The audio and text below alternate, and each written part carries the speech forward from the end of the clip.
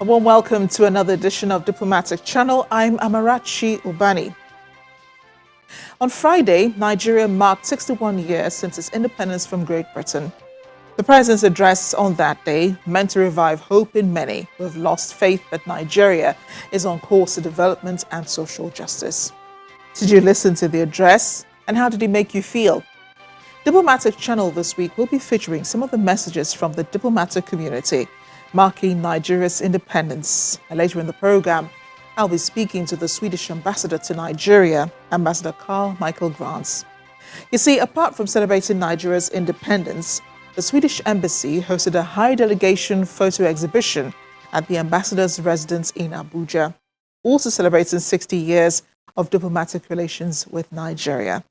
We'll talk about it later. But first, a quick check on other discussions in diplomatic circles.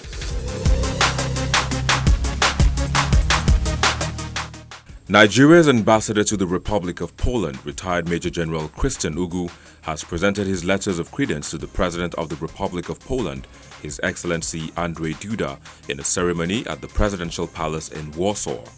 Ambassador Ugu conveyed the best wishes of Nigeria's President Muhammadu Buhari to President Duda for the continued progress and prosperity of the people of Poland. He also expressed his appreciation to President Buhari for appointing him principal envoy to the Republic of Poland. Highlighting the various features of relations between the two countries which were established since 1961, Ambassador Ugu emphasized the need for further exploration of potentials in various areas. He noted the slow pace of economic activities between both countries, explaining that one of his major mandates is to spur such activities for the benefit of the two nations, and therefore sought for the support of President Duda in the eradication of all obstacles hindering the flow of investment and cooperation between Nigeria and Poland in trade, agriculture, oil and gas, infrastructure, mining, and military cooperation. President Duda assured the Nigerian envoy of his sovereign support to succeed in the discharge of his mandate. He also expressed interest in collaborating with Nigeria in many areas, especially of agriculture and defense.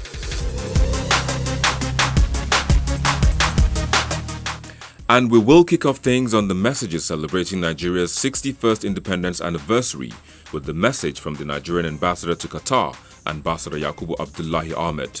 In a statement from the embassy in Doha, the ambassador described Nigeria as a unique nation, blessed with abundant human and natural resources that has continued to provide leadership at the global stage, which gives a sense of pride to the black man, and called on Nigerians to demonstrate love, peace and unity in their resolve to take the country to greater heights. The ambassador also commended cordial relations between Nigeria and Qatar, stating that the lofty objectives, shared friendships and excellent bilateral relations, coupled with cooperation at the multilateral level, have continued to wax stronger over the years, a good example of which is the high-level bilateral engagements between both countries, such as President Buhari's state visit in 2016 and the state visit of His Highness Sheikh Tamim bin Hamad Al Thani, Emir of the State of Qatar, to Nigeria in 2019.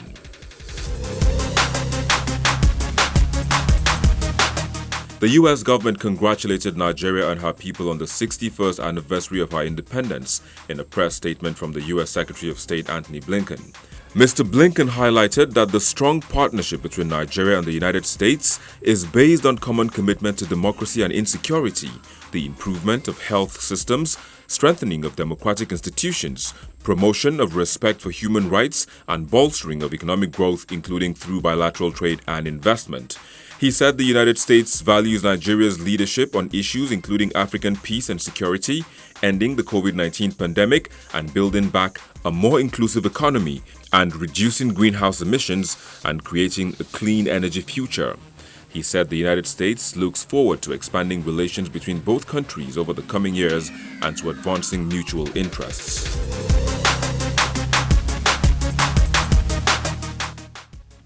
Still in the spirit of celebrating ties with Nigeria, the U.S. mission in Nigeria also released a statement in which Ambassador Mary Beth Leonard appreciated Nigeria's leadership in West Africa as it stands for the integrity of democratic nations in the region. It recognized that Nigeria was among the first to condemn the recent coup in Guinea, regularly recognizes the need for presidential term limits and supports its best and brightest to serve in the highest ranks of international organizations, most recently demonstrated by NCDC Director General Chikwe Ihekwazu's appointment to Assistant Director General at the World Health Organization. She listed areas of cooperation with Nigeria in fighting the COVID-19 pandemic, partnership with the Nigerian military and the Nigerian police in fighting insurgency and economic growth, and mutual beneficial trade, as well as Nigeria's vibrant and innovative youth.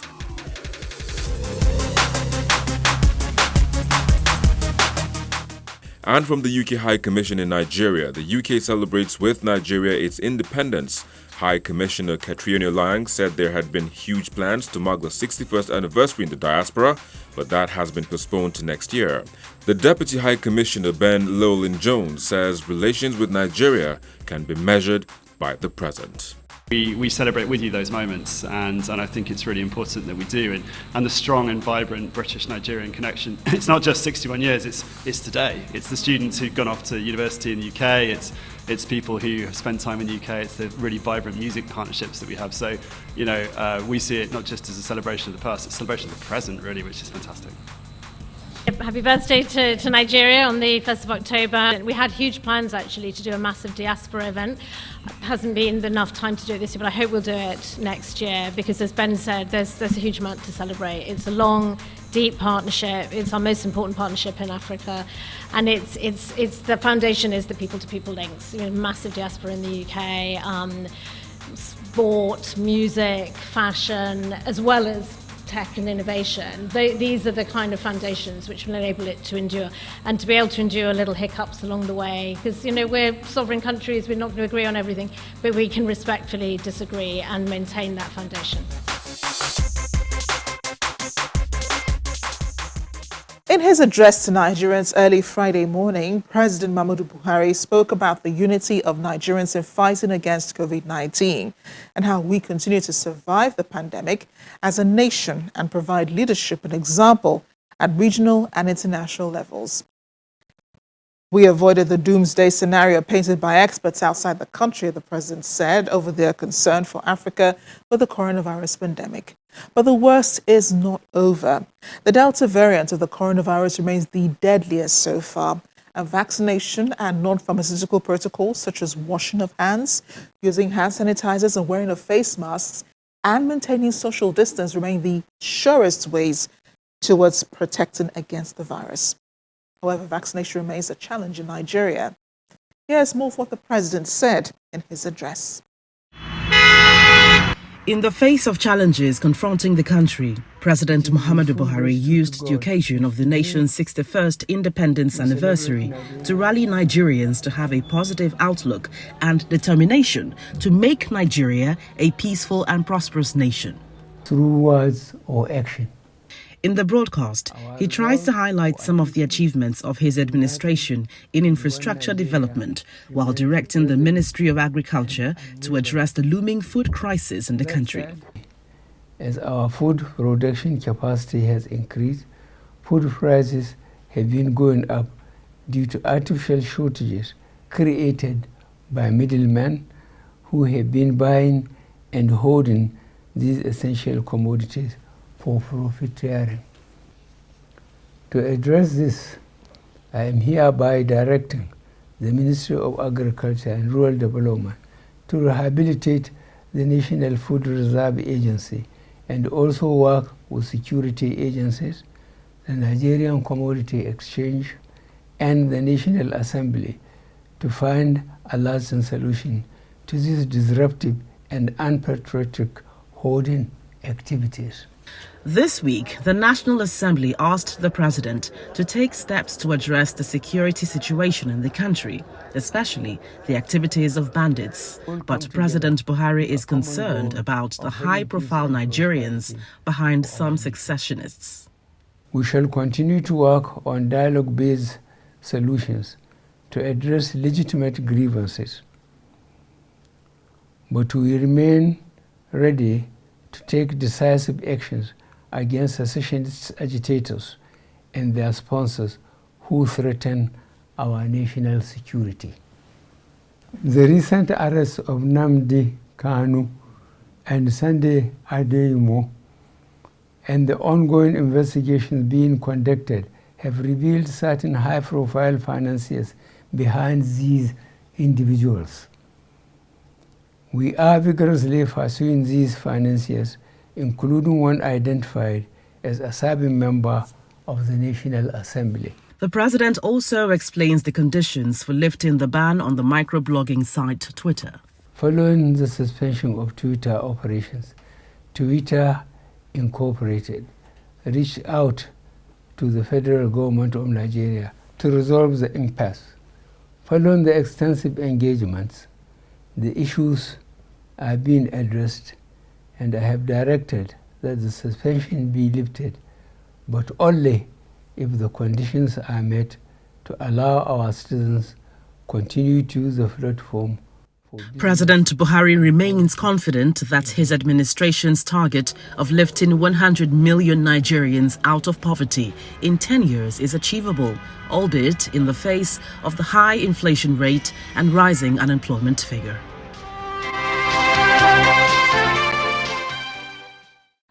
Nigeria's 61st anniversary was also an opportunity for Sweden to celebrate 60 years of diplomatic relations with Nigeria. The ambassador Carl Michael Grants held a photo exhibition at his residence in Abuja, where he invited some high-profile guests. He joins me now to talk some more about celebrating Nigeria's relations with his country on Nigeria's independence anniversary. Ambassador Carl Michael Grants, thank you for joining me on Diplomatic Channel. Thank you so much for inviting me. Why an exhibition, though, and what kind of items were on display? Well, actually, we wanted to show our relations. I mean, 60 years to make it visual, what we experienced together. And we wanted something small in Corona times. So we decided to make an exhibition and show it in the Swedish residence in Abuja. And we did some research. It took some time, to be honest, to find old photos and pictures from the 60s and 70s. But we did manage to get photos from each decade to put into an exhibition, totaling 11 frames with pictures from different times during the 60 years. Yeah, and 60 years of diplomatic relations is a long time. How do you think relations have grown between the two? And then, you still haven't described some of the pictures. Were they, let's talk about some more about that. What kind of pictures really were on display? Heads of states or, landmarks in Nigeria? What were people looking at? Yes, I mean, in the beginning, it was quite official. The very first frame was from 1961 in October, the 3rd of October, when the first Swedish ambassador handed over his letter of credence to Dr. Nnamdi Azikiwe, the general governor of the Republic of Nigeria at the time. I would say the first frames were very much in black and white, to be honest. But then gradually it came into colors, and we showed state visits. Actually, in the 60s and 70s, there were quite a lot of pictures about the struggle against apartheid and common conferences at the time when Swedish high-level ranking officials came. So I found that very interesting and important to remember. But later on, it gets more, I would say, cultural. And one highlight is, of course, in 1986, when Professor Wole Soyinka received the Nobel Prize in Literature from the hands of His Majesty the King in Stockholm. That was really a highlight, I would say, of our relations. Then business has been there all along, but gradually growing, both trading investments. And some of the big Swedish companies arrived quite early. ABB, for instance, or ASEA at the time, they arrived already in 1977. And other businesses have joined along. So business and companies definitely were a part of the exhibition. But then you also have pop culture, actually. Later on in the 90s, Dr. Alban was one of the big Swedish pop stars. A big export in Sweden. And as you know, he was Nigerian, coming to be a dentist in Stockholm, but got a completely different career. And he's still the most famous Nigerian in Sweden, I would say. Chimamanda Ngozi Adichie, another one showing in the exhibition, is a big figure in Sweden. All her books have been translated into Swedish and are sold everywhere as paperbacks. So yes, we have very broad relations in different fields. So let's talk about those relations once more. Relations for a long time, 60 years. Sometimes it's up, sometimes it's down. Could you describe some of the high points of the relations, and then, when it was at its lowest? Well, I mean, I would say that it has grown gradually. In the beginning, it was very much about political endorsement between two equal countries, Nigeria being a newly independent country at the time. But later on, it grew into many different fields, and also political engagement. I mentioned the struggle against apartheid, which was a common struggle at the time. But then there have been different highlights in our relations. Perhaps I should mention also the state visit, which is the highest level that you can get between two countries when two countries meet. And that was President Obasanjo at the time in 2004 paying a state visit to Sweden in Stockholm.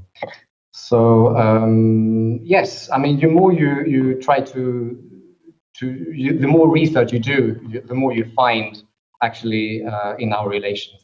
It was really amazing to and to produce this exhibition, discovering so much all along. What is Sweden's message to Nigeria as she marks 61 years of independence? Well, the main message is that we will stay a liable partner to Nigeria in different fields, political, economic cooperation, development cooperation, and also cultural exchange. And Sweden, as you know, is also a big donor when it comes to humanitarian aid. So we will continue to engage, and we would like Nigerians to engage more also in Sweden.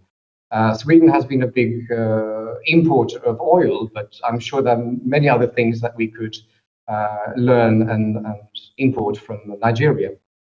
So it's really bilateral relations, giving and taking in both directions. That's crucial. And interestingly, this year's celebrations are taking place in the middle of a pandemic, but quite an improvement from last year, when we were really in the thick of the COVID-19 pandemic. Do you think the developed countries still bear the bigger blame when it comes to vaccine distribution being a major challenge for other developing countries? Well, it's obvious that this is a global pandemic, and the solution has to be global. And as my Prime Minister stated in New York at the United Nations General Assembly lately, not even half of the population of the planet is vaccinated. And this is a huge problem for us all, because we have to extinguish the virus once and for all. So yes, the COVAX facility is crucial in this, distributing to different countries. And Sweden is actually the biggest per capita donor and contributor to the COVAX facility. And we have donated, I think, 3 million doses. And we'll continue to do so because, as I said, we have to get rid of the virus. Otherwise, it will come back to us all in different variants. We can see that now with different variants spreading. So yes, I think the international community should step up in this, and many countries could do more to contribute. Sweden has placed a temporary ban on the entry into the EU via Sweden. I know that we did have a conversation about this last year, and the Swedish government received a lot of criticism for the way it handled the pandemic. But things have improved. I can imagine there will be a huge backlog on visa applications. What could change when this ban is lifted on October 31st? Well, I mean, there has been actually a very strong coordination within the European Union. It's not only Sweden, but the entire Union has had this visa ban. It has been recommended by the European Commission, and then Sweden has introduced the national ban, and it has been extended many, many times. And now, hopefully, fingers crossed, it will be lifted eventually. I think so, and I hope so. So yes, that will be a new beginning, a restart, and we will get more visa applications, but because we need to interact and engage much more, thinking not least about business and trades and investments. I mean, you can have meetings like this online, but to really get into the market and to get a partner and do business and perhaps production, you need to be on site, to be honest. So we're looking forward to more travels in both directions, and we will try to cope with the increase of visa applications, which will be, I must say, scrutinized individually. So, and can still be declined, of course, but hopefully more people will be able to travel. Yeah, I want to talk about, since we're talking about travel and travel restrictions, I see the Swedish pavilion at the World Expo in Dubai. It's quite interesting. Could you talk some more about that? No, I'm afraid not. I've seen as much as you have, and it's really, I mean, it gets interesting, I think, and I would love to go there. They just opened on the 1st of October, so, and now with the visa bans lifting all over, maybe it could be. But I mean, it's all about sustainability and the sustainable future that we all need to build. We usually talk about building back better and greener. And this is to get a circular economy and to get a new kind of both production and consumption of goods. So it would be really amazing to go there. Yeah, did that have an influence on the design of, you know, the pavilion?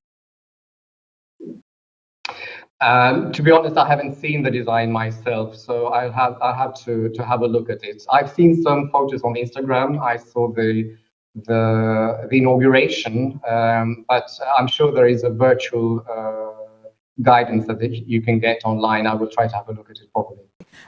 The other pandemic Nigeria is currently fighting is insecurity. In the month of August, you said Sweden had spent at least $60 million to support the federal government, states, non-governmental organizations, and victims of insurgency in the Northeast over a period of 3 years. Are you satisfied with how all of these monies have been spent? Well, yes. I mean, these money are really humanitarian aid. It's about giving to people in need, very basic things actually. But Sweden has no contribution when it comes to the military or the fight against the insurgency. It's really about humanitarian aid, giving to hungry people. And we have a lot of different partners with whom we cooperate in this. And we trust them, even though they have difficult times to get access to the people in need. Because, as you said, the situation in the Northeast has deteriorated, and security has deteriorated for the people, but also for the aid workers. And we, as a donor, as a big donor as we are, need to think of the security of our partners as well, and the aid, the actors giving our aid. So it's a tricky, but we will continue to engage in the Northeast together with other countries. Ambassador Grants, you're very big on climate change. We've seen, you know, all of your activities here in Nigeria. Finally, COP26 is coming up soon. Greta Thunberg says leaders are doing more talking, less action. Do you agree? Well, it's obvious that many countries need to do more. And in that sense, she is right. And the COP26 will be in Glasgow, in Scotland, in November, will be a good opportunity to take stock and see what we can do and what we must do better in order to fulfill the Paris Agreement from 2015. I mean, we have a roadmap. So yes, we need to fulfill and put it in place. And it's difficult for many countries, including Sweden. But action is needed in order to stop this climate change that we can see and witness, all of us. Ambassador Carl Michael Grant, it's been a pleasure speaking with you. Thank you. And I know you're coming very close to the end of your tenure here in Nigeria, so we wish you all the best in case we don't get this chance to speak again. Thank you again for joining me. Thank you so much for inviting me. And that's the program this week. Thank you for watching. I'm Amarachi Ubani. I'll see you next time.